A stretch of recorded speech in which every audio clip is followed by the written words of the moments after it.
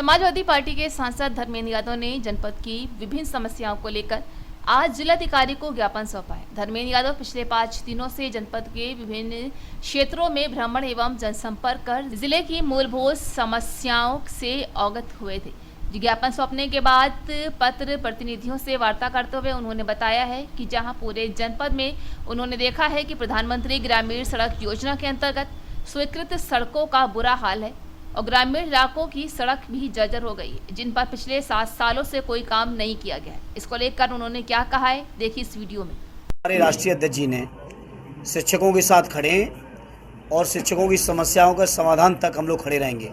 और यही नहीं, समस्याएं बहुत हैं, चाहे शिक्षकों की हों, चाहे उनकी पुरानी पेंशन की हो। हमारी लड़ाई जारी है, शिक्षा मित्रों की लड़ाई जारी है। रोजगार सेवक हैं, आंगनवाड़ी कार्यकर्ती हैं, रसोइया हैं, हमारे पंचायत सहायक हैं, ये हमारे सफाई कर्मी हैं। सभी की जितनी भी समस्याएं हैं, हर समस्या पर हम समाजवादी लोगों की न केवल निगाह है, बल्कि पुरानी पेंशन से लेके जितनी भी समस्याएं, हर समस्या पर जनता ने जो जनादेश दिया है और उस जनादेश में भी हम लोगों को विपक्ष में संघर्ष करने का आदेश हुआ है।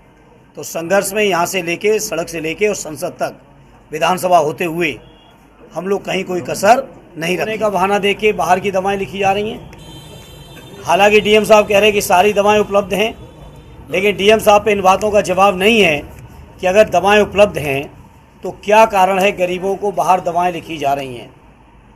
इसी तरह से तमाम टेस्ट से लेके हर तरह की समस्याएं दी जा रही हैं। आज हम लोग लिखित दे के आए हैं, समय आने पर ज़रूरत पड़ेगी तो स्थलीय निरीक्षण करके भी और आप मीडिया के साथियों के साथ जाकर जो दुर्व्यवस्थाएं हैं उनको बेनकाब करके कम से कम सरकार को विवश कर देंगे कि वो इन समस्याओं का समाधान करें। गरीब लोगों को न्याय नहीं मिल पा रहा है।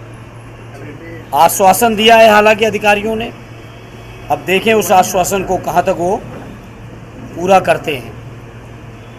बहुत सारे गांव ऐसे हैं जहां ट्रांसफार्मर फूका पड़ा है, लगाते ही फूक जा रहे हैं।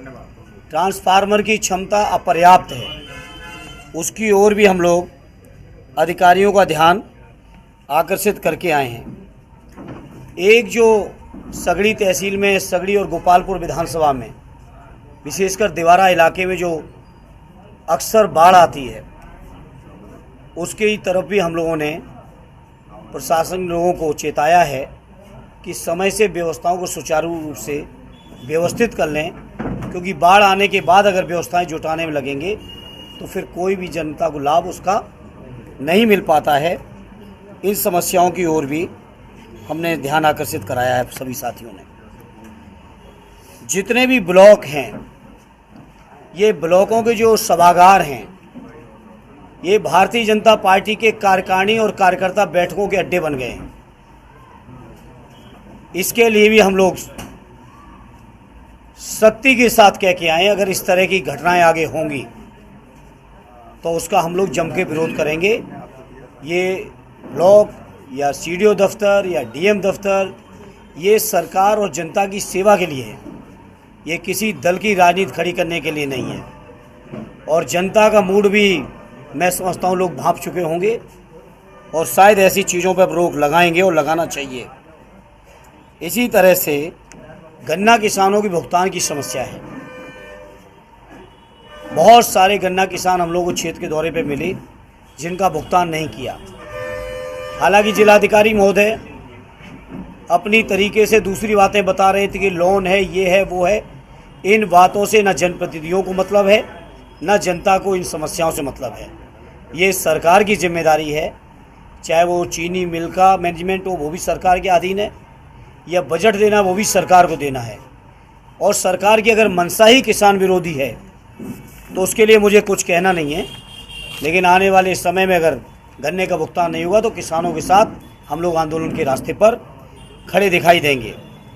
अगर पुलिस थाने की बात करें, पुलिस विभाग की, तो पुलिस विभाग के पास 2 ही काम बचे हैं, एक भ्रष्टाचार और दूसरा कैसे समाजवादियों को सताया जाए झूठे मुकदमों में।